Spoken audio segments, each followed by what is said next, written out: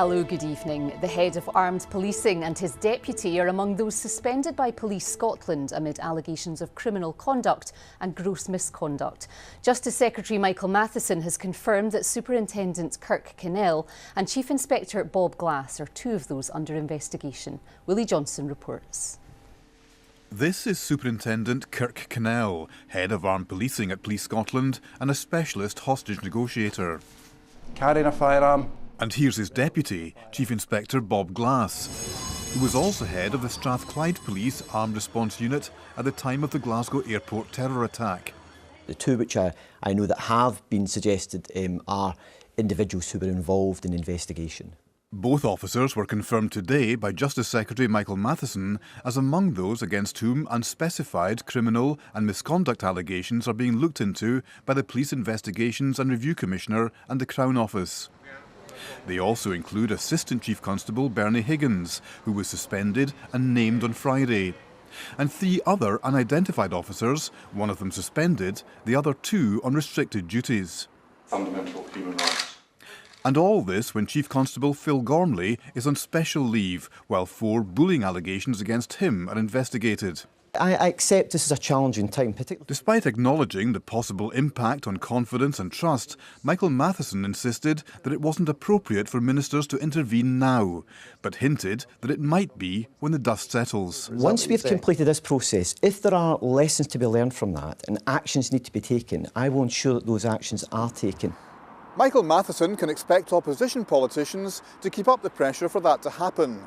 The Scottish Conservatives have already called for a strong and positive response to the crisis from the government to prevent further erosion of public confidence in Police Scotland. Willie Johnston, reporting Scotland, Glasgow.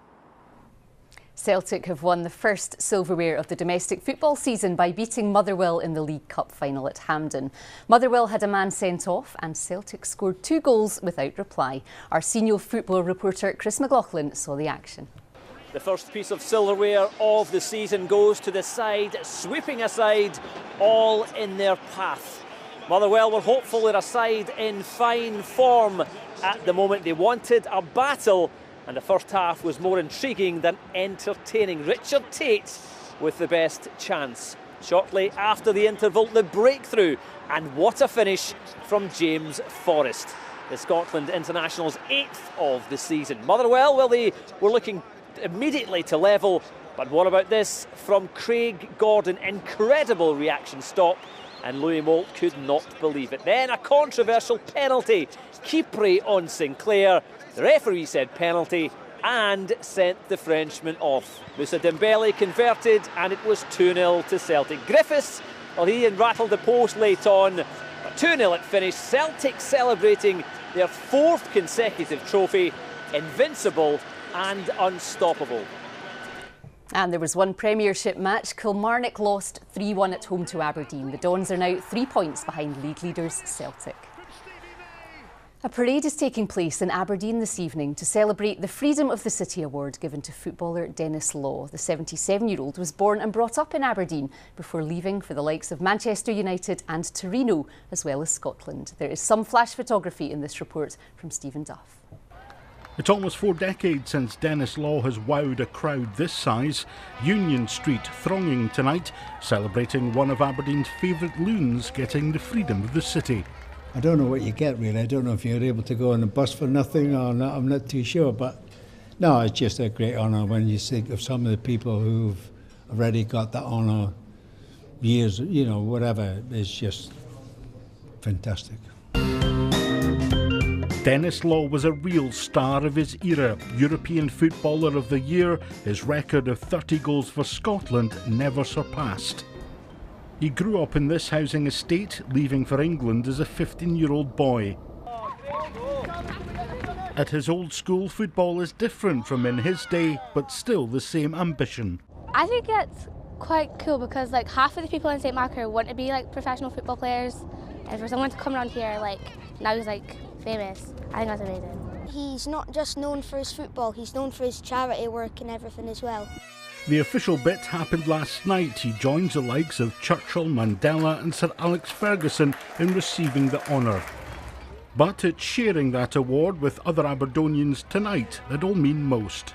I always call Aberdeen my home. When we're going up, coming back up to Aberdeen, I'm going to say I'm going home.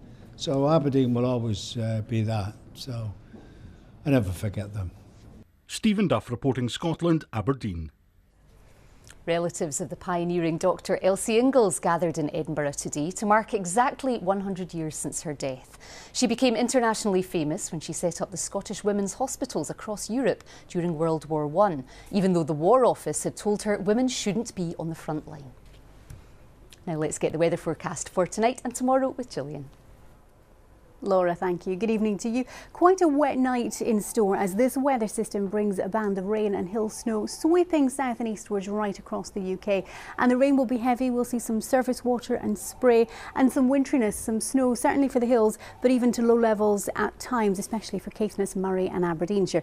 Now that main band does move through quickly enough, coming to a standstill in the far northeast by the end of the night, and clearer, blustery conditions developing elsewhere with a scattering of wintry showers. And it will be cold enough for a patchy frost and a risk of ice as we head into tomorrow morning. So a cold and frosty start in places tomorrow with that risk of ice, and it'll be a day of sunny spells and showers. The showers wintry at times, especially across the hills. There will be some decent spells of sunshine, but it will feel cold wherever you are, and winds strong, touching gale force at times. Elsewhere across the UK tomorrow, it's a similar story of sunshine and scattered showers. The showers becoming less frequent with time through the afternoon, and not as wintry as in recent days either. It's slightly milder air, and in the far south we'll even get into double figures, which we haven't done for a wee while.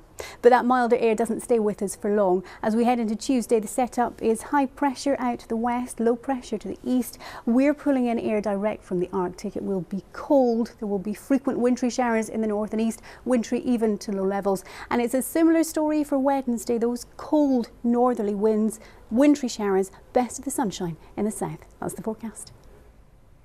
And that's Reporting Scotland for now. Our next update's just after the 10 o'clock news. Hope you can join us then. Until then, from me, Gillian, and all the team, have a great night. Bye-bye for now.